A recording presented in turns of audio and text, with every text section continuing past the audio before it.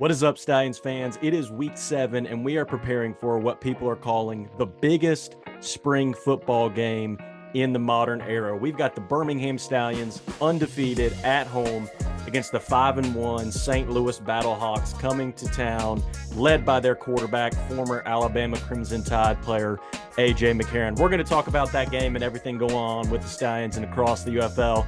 This is State of the Stallions. Thanks for tuning in. Here we go. Hey, giddy up on 3. 1, 2, 3. Giddy up.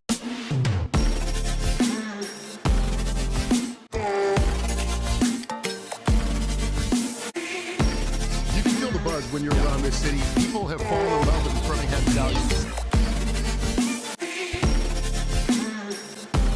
Here we go. We're getting a little juice going.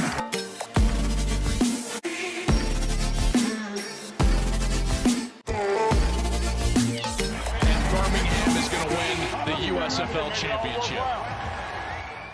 So honestly, this week, I don't think this is a game that needs a lot of introduction. It's getting more hype than maybe I've ever seen for a spring football game outside of, a championship or something like that. Again, in this modern sort of era of spring football since the AAF came back in 2019. And people have been talking all week about the matchup, right? The St. Louis offense versus the Birmingham defense and vice versa. A.J. McCarron coming back to town. Anthony Becht and Skip Holtz, some former players from the Battlehawks on the Stallions. We could go on and on and on. I think the storylines obviously have really written themselves, and again have really played out in an exciting way in the local media that again we haven't sort of seen previously. So I'm not going to belabor what's already been said. I just want to give quickly my couple keys to the game that I think the Stallions need to do if they want to pull out the victory in this tough matchup. And then again, we'll talk a little bit about the roster and kind of how things look heading into it. But as far as my keys, I mean, I don't think it's anything that's going to, blow anybody away or not be something that people have considered. But my first one and my biggest key, honestly, and I think this is going to make or break the game, is got to get pressure on the quarterback. I think if you watch this Battlehawks team, their offense is scary. There's no doubt about that. They have a very, very good offense, obviously led by quarterback A.J. McCarron, who's one of the best quarterbacks in this league. But what they really did this offseason was they went and they really retooled that wide receiver room and added some dangerous players. So, they have Hakeem Butler, who's a nightmare mismatch just with his size on the perimeter. They have Ja'Cour Pearson, who's, was one of the best receivers in the XFL last year and unfortunately got hurt, but, is healthy now and has looked great in the last couple games for them. And he's a smaller guy, but he's insanely quick and agile and elusive. And so when you've got guys like that you're trying to match up with, that's scary. And I think the Stallion secondary has been, for the most part, really good this year. We've lead the league, I believe, in interceptions. We've made a lot of big plays. The problem is we've also given up a lot of big plays at times. If you go back and watch this defense, probably half the touchdowns we've had this year have been on deep passes where a guy got, maybe a burnt or there was a miscommunication or a guy played it well, but the receiver made a great catch. I mean, a lot of the points we've given up have been kind of due to that. So the best secondary, right? The best coverage is a sack, right? There's nothing can really beat that. If the quarterback can't get the ball off, if he can't find an open receiver because he's under so much duress, that makes the secondary's job a lot easier. And so I think our secondary is great. I think they are going to play well and sort of answer the call in terms of this challenge of facing this Battlehawks team, but they've got their hands full. And I think as much pressure as we can get on AJ, I think that's gonna make a world of difference in this game. St. Louis is actually third in the league in terms of giving up sacks, so they don't necessarily have an incredible offensive line. AJ obviously is a great quarterback, but he's a very sort of traditional pocket passer. He's not kind of a more sort of Skip Holtz style, Adrian Martinez, Alex Magoo, super elusive, mobile quarterback who can make a lot of things happen with his legs. He really just wants to kind of sit in the pocket and find an open receiver, see the field. So that plays into our hand, I think, in terms of his style of play. Again, some of the struggles they've had in terms of the offensive line and in the fact that we have the best front seven, the best defensive line in the league, leading the league with 21 sacks in 6 games. So I think, if we let AJ sit back there and sort of pick us apart, it could be a long day for Birmingham. But I think if we can get pressure like I know we're capable of, it could be a long day for St. Louis. And so I think that's by far in a way, my number one key to this game. As far as the offensive side of the ball, my second key would be we've got to finish drives.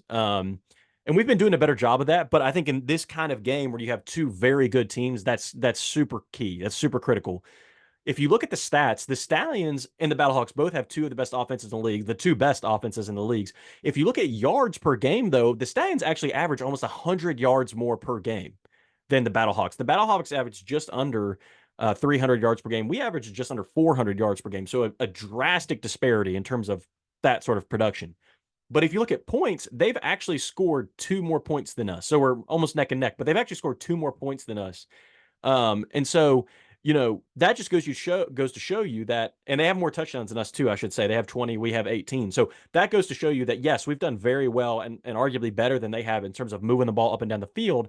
But where we maybe have not done better is in terms of, again, finishing drives, being efficient in the red zone.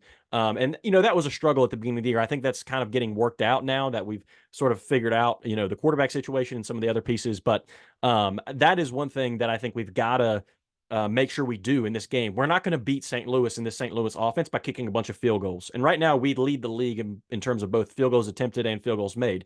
And part of that is because, again, we've been moving the ball down the field really well. That helps. But also, it's because we've had drives sputter out. And you just can't have that against this kind of team and expect to win. And so that would be my offensive sort of key. And then my third key, which again, is just this is something you hear in football all the time. Again, it's not something super unique to me, but we got to play sort of a clean, disciplined game. I mean, again, we're playing what appears to be the next best team in the league, other than the Stallions. They've got great quarterback, great leadership, great playmakers on the offensive side of the ball, solid defense, some great defensive playmakers. You can't win a game like that when you go out and turn the ball over, commit penalties, aren't efficient in the red zone, and don't play sort of, again, good, clean, disciplined football. Right now, in terms of turnover differential, the Stallions and the Battlehawks are actually 1-2 in terms of turnover differential. We have the best, they have the second best. Birmingham has the most takeaways and the second fewest giveaways. And then the Stallions the Battlehawks are tied for the fewest giveaways, and then they're tied for the second most takeaways. So both of these teams have done a really good job protecting the football and forcing, turnovers on the defensive side of the ball. And, obviously, whichever one kind of wins that battle might be the one that wins this game. And so I think that's one thing that the Stallions have to be obviously really, take care of the football, don't turn it over, and try as much as possible to force some of those, interceptions and fumbles and things that they've been able to do up to this point in the season. Along with that, if you want to, again, talk about penalties, this actually kind of surprised me a little bit, but the Stallions are actually the second most penalized team right now, or tied for the second most penalized team right now in the UFL. We're third in terms of penalty yards. So some of our penalties maybe have been more minor infractions, but that's not great. That's not something you love to see. Again, fortunately, the team's been good enough that's something they've been able to overcome. But again, in a game like this, the margin for error is so thin that you can't expect to win if you turn the ball over, if you commit egregious penalties. Again, if you aren't efficient in the red zone, if you don't do all the little things right. And so that's obviously, I think, a third huge key to this game is that we've got to play our best football, where again, we're disciplined, we're smart, we're clean, we make good decisions with the ball, and we take care of business. So those would be my big three keys for the game. That being said, let's turn now and talk a little bit about how the roster is shaping up heading into this week, especially after last week with several injuries and things, and kind of how things are looking for this matchup. So for our roster report this week, we actually do have one signing, and that is safety TJ Carter. You might recognize the name because TJ was with us last year, and he was with us in training camp this year, and he was a really solid player for us. Didn't start necessarily in the secondary a lot of games last year, but he rotated in a lot, had some great plays. He's able to play safety. He's also able to play some corner.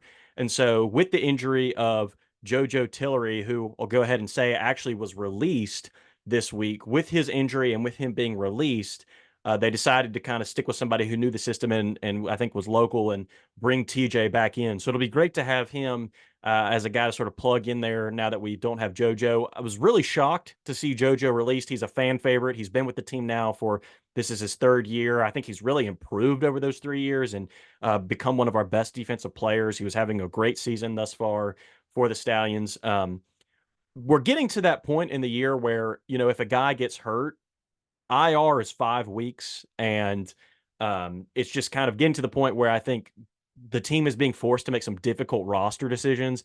I imagine JoJo's injury was something like either they could put him on IR and maybe get him back for the championship game, or they could just leave him on the roster and let him be inactive, but then you're risking sort of not having enough depth on a game day if you need somebody. You know, or they could do what they did, which is unfortunately go ahead and release him. Again, whether that's, I don't know the exact full story. I've kind of asked around and heard some things, but I just don't know enough to really say. Um, I mean, I think most likely it sounds like JoJo probably tore his hamstring or pulled his hamstring seriously enough that it's obviously not going to be a 1 or 2 week injury. So I'm assuming the assumption from the Stallions is that, hey, look, either, you know, JoJo is basically done for the year. And so to free up a roster spot, we need to go ahead and release him. Or if there's the chance that we could get him back in a couple weeks, then, if we go ahead and release him, hopefully, assuming nobody else swoops in and signs him or something like that, there's no rule. I don't think that they couldn't bring him back, let's say in 3 or 4 weeks, um, if he was available. So, really shocked to see us let him go, but again, it's getting to that kind of point in the season where it's crunch time. There's a couple more weeks of the regular season and then the postseason, and these rosters aren't huge. You've got to have guys to be ready to play, and so really hate that for him. Hopefully, this isn't the end of his story. Certainly not the end of his story, period, but hopefully not the end of his story with the Stallions. Hopefully, we get to see him again this year at some point, some way. If not, then certainly, can't say enough good things about him and what he's done for Birmingham and the way he's connected with the fan base and just what he's meant to the team on and off the field. So, shout out to JoJo, great guy, and hate to see this happen, but football is it's a cold business. It's a cold world out there. As far as the IR, there's really no updates there. I thought maybe Deontay Brown would come off of IR this week because I believe it has been 5 weeks since he was placed on IR. However, again, 5 weeks is a minimum. That's not a maximum. So his injury could be such that he's going to have to sit out a couple more weeks. I'm not, again, I haven't got an update on that yet. So I'm hoping maybe we could see him back in another week or two, but we'll see. And then the rest of the guys, obviously, will be on IR for at least a couple more weeks. As far as the inactives for this game, and then we'll look at the depth chart, most of them are similar to guys that have been inactive with a few exceptions. So 3 guys who got hurt last week will be inactive this week. Amari Rogers had a concussion, and then DeMarcus Gates is also unfortunately going to be out. And Lorenzo Burns, who kind of had that scary episode where he left the field in the ambulance, he will also be out this week. TJ Carter, who just joined the team, he won't be active either. DeMarcus Mitchell and Darius Harper, and then Larry Roundtree and Jamar Smith will all be inactive again, as they were last week. So as far as the depth chart, then, in terms of what we're looking at, as far as the offense goes, not a lot. I think that's super surprising. Adrian again continues to get that starting quarterback nod.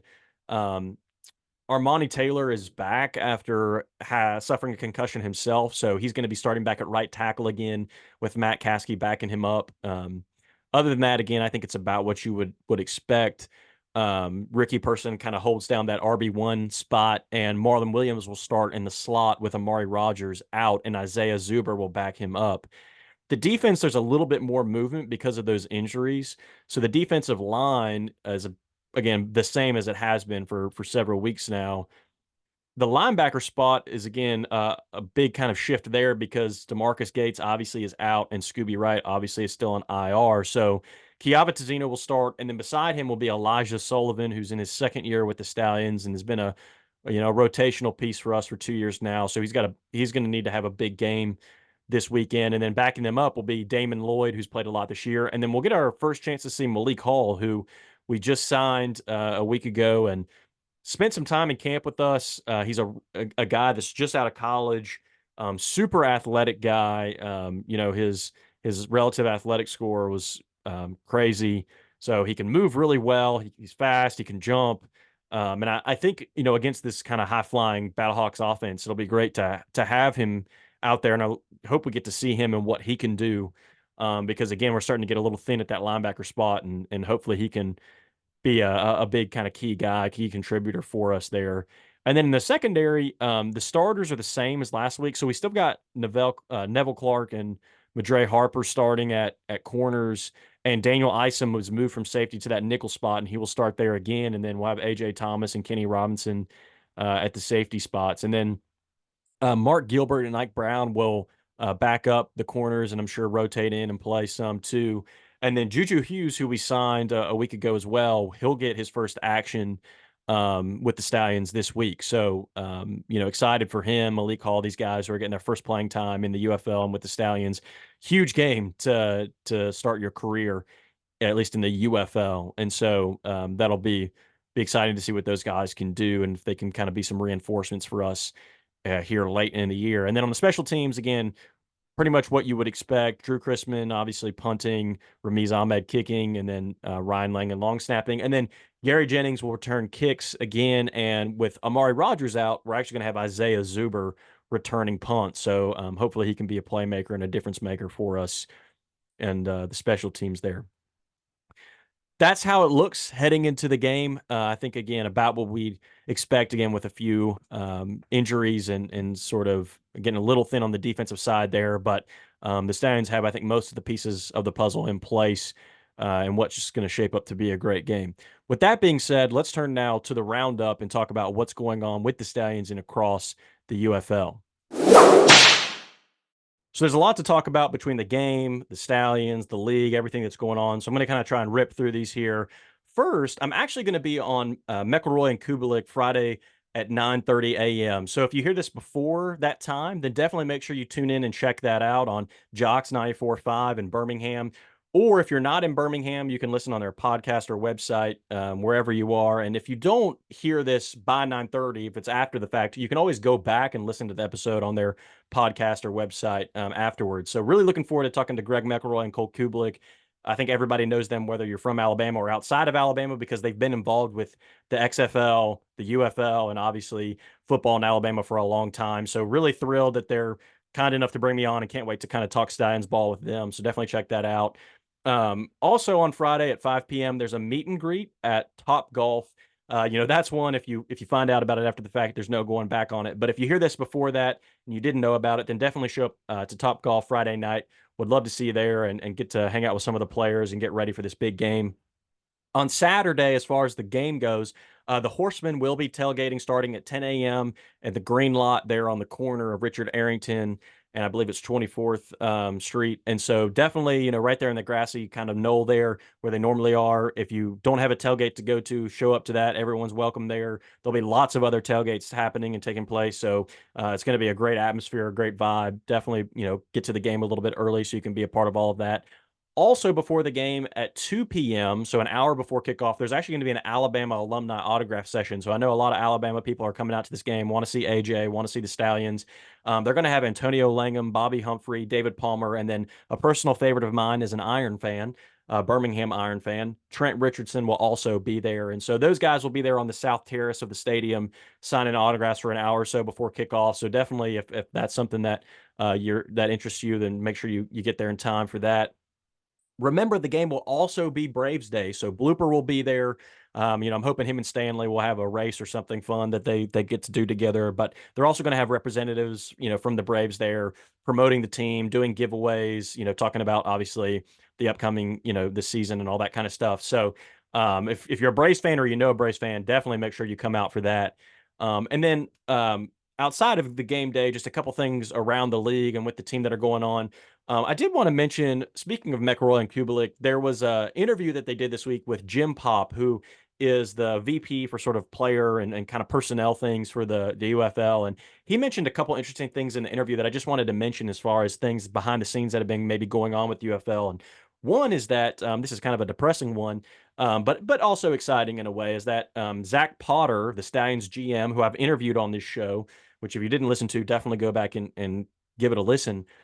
He is getting sort of eyed by at least one, if not multiple, NFL teams. And I don't think that's a surprise. I mean, the job that he's done, he talked to the Vikings last year in the offseason. It's a matter of time, I think, until somebody scoops him up. But, it was still a little scary and sad to hear them talk about it on there. And obviously, if he gets that opportunity in the NFL, be super thrilled for him. Obviously, would love to keep him around if we can for a few more years. But That was something that Jim Pop did mention on that show. Another thing he talked about was that the UFL is evaluating current and potential future markets. So he didn't say anything about expanding necessarily or a timeline or anything like that, but he just did say that they're evaluating the markets that we currently have and how they're doing, as well as the fact that he said there's people that want the UFL to come to their city. It wasn't exactly clear when he said that if he meant that there's fans that want teams to come to certain cities, or if he meant that they've been talking to prospective, local government leaders or potential owners in different places, of different where new teams could go. Again, that there wasn't he didn't exactly specify that, but the way that it was stated, it sounded more like the latter to me. It sounded more like he was talking about, there's government officials or potential owners or people that they're talking to that are trying to sort of lure the UFL to their city. So I think that's a great sign, even if it is just fans that want the UFL to come to their city. That's a great sign too. But just something to continue to monitor and be aware of, that the UFL is sort of evaluating what are the next best steps in terms of the markets they currently have or potential markets they might want to move to in the future. And the last thing he mentioned was that there will be a rookie draft for the UFL this offseason. He didn't give a date. I'm assuming it would be maybe either late summer or sometime in the fall. But as far as rookies that didn't get drafted in the NFL draft, that maybe didn't get signed as undrafted free agents with an NFL team and are looking for, what's plan B, there's going to be a draft for the UFL of some of those guys. And so I think that'll be really awesome. Both leagues, XFL and USFL, had a sort of draft this past year. And, Adrian Martinez is an example of a guy that was drafted actually by the Generals in that draft. And then, because the Generals were folded, was able to come to the Stallions. But like, that's just one example of the type of guys coming out of college that are right on that cusp of maybe making an NFL team, but, for different reasons, aren't always able to get that shot. And the UFL, is here to sort of give them a great opportunity to play and get tape and show what they can do, like Adrian Martinez has done this year. So really excited about that, and definitely be looking forward to that. As far as the TV ratings for week 6, and I'll go ahead and just lump attendance in there too, because actually in week 6, the TV ratings and attendance, the averages for those were the best that they've been since week 1. Which was really great to see. So, the attendance was just over 15,000 on average. The viewership was just shy of 1 million on average. We had 983,500. So the Stallions game that was on ABC peaked at over 1 million viewers, averaged in the 900,000s. Several of the other games did really well. We had a game over 1 million again. So I think, to see that happen and to see it happen in the middle of the season, right? When a lot of times these leagues have struggled to kind of retain viewers in the middle of the season, I think is huge for the league. And yes, somebody accused me of cherry picking numbers here. I'm not cherry picking numbers. I just literally been giving the averages every week. I'm not saying that there aren't reasons that the numbers were a little bit higher this week. We had several broadcast games.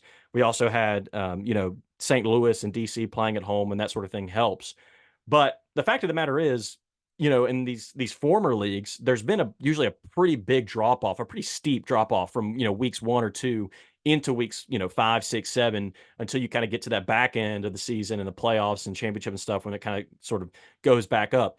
And so far with the, with the league, there was a tiny little sort of dip the last, week or two, especially with some of those regional broadcasts. But otherwise, the ratings have really been holding steady. The attendance has, not been fluctuating too crazily. And again, to have some of your best numbers in week 6, in a week also where the games weren't that compelling. I mean, we had a lot of blowouts. We had a lot of kind of mismatches. So, I mean, there were some good games. There were some close games, but it wasn't necessarily like there wasn't a lot of highly anticipated matchups like there is this week with the Stallions and the Battlehawks playing. So to have those numbers with all those factors, at play, good and bad, I think is really impressive, and just a sign of how strong this league is and how good this merger has been for spring football. And then for my power rankings heading to week 7, I really actually just haven't changed them from going back to week 5. It is, I think now. I mean, I think Stallions still number 1. Battlehawks are clear number 2. I still have San Antonio at 3. I mean, I know they lost to DC, but I think their record is still solid. I think they've obviously taken a step back with the quarterback situation. But I think if they can figure that out, I think they still have, one of the best rosters in this league. And then, Michigan is kind of, hanging on there, sort of by a thread, but they're hanging on. And DC, obviously, I think has had some struggles, but they're also sort of hanging in there too. And then obviously kind of at the bottom sort of end of the spectrum there at the bottom of the rankings would have to be Houston and Memphis and Arlington. And Arlington, I think, is roster wise, more in the middle of the pack, maybe the sixth, best. I think we could maybe put them ahead of Houston and Memphis even. But, in terms of their ability, like I said in a tweet, their ability to sort of, clutch a loss out of the jaws of victory it's really impressive, honestly, that they're able, they're almost as good as losing as the Stallions are at winning. So, in terms of their talent, I don't think they're the worst team in the league, but in terms of power rankings, you got to put them last because they just somehow find a way to lose every week. And on that note, let me give my predictions for this upcoming slate of games before we wrap up here.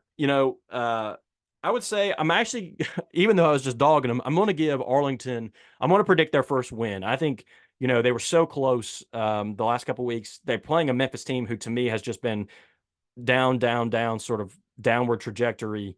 And I think they find a way to figure it out and make it happen against a struggling Memphis team. And they finally get that first win. In terms of a score, I don't know. It might be kind of ugly, but we'll say something like, 24-16. I'm going to go with DC over Michigan. I think Michigan, since the injury to EJ Perry, I don't know. Their defense is good enough to keep them in games, and they're a good team. But I just feel like they're inconsistent. They've kind of been struggling. The same has kind of been true for DC, but they got a huge win against San Antonio, and they're still in the hunt in terms of the playoffs. So they got to get a win. So I think they're hungry. They need this game. So I'm gonna slightly lean DC. I think it's gonna be a really good game. I think it's gonna be probably obviously the second best game of the week behind the Stallions Battlehawks, and it's definitely one you want to tune into. I'll say something like, I think it's probably not gonna be a super high scoring affair, but I'll say like DC wins 20-18. I think it's a really close game. I think DC squeaks it out, but definitely one you don't want to miss. And then I'm gonna go with San Antonio over Houston. Again, Houston, not quite as bad as Memphis, but I think they've sort of been on their way down. I think there's, some culture, sort of locker room questions there. Mark Thompson looked great last week and is a solid player, but he was kind of tweeting this week about how he's ready to hang up the cleats and it's, all this kind of thing. And so I don't know. I don't think the morale seems pretty low there, understandably. And I think San Antonio really needs to bounce back after their loss. So I think they handle business in Houston and come away with the win. We'll say something like, 26-12. I don't know. I don't see Houston putting up a lot of points, but I think San Antonio handles them, pretty easily there. And then for the big game of the week, save the best for last here as far as my prediction for the Stallions Battlehawks. I do think this could be a pretty high scoring game. I think, the Birmingham defense is fantastic, but I think St. Louis has the potential for, a lot of big plays, which Birmingham has looked vulnerable at giving up at times this year. Obviously, Birmingham can put up points. So, I'm going to go with, I think we're going to get into that sort of 20s, even 30s as far as the points go. I'm going to go with Birmingham winning 31 to, we'll say, 23 over St. Louis. I think St. Louis gets a couple touchdowns, has the highest point output against the Stallions yet this year, who gave up 20 points for the first time all season last week. But I think, they're not able to get much more than sort of into the low 20s. And I think the Stallions offense is potent enough that they're able to get back up into that 30-ish mark and pull out the win in a huge game. So hopefully I'm right about that. It'll be a great game one way or another. So that's going to do it for this week. Huge, huge, huge game tomorrow. Again, hope to see you there.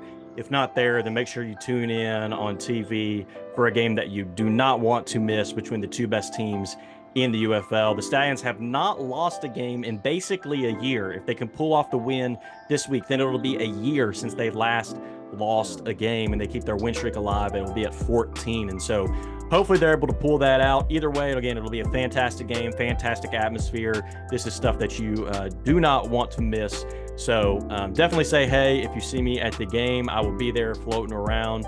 Can't wait. Should be a great time. Giddy up.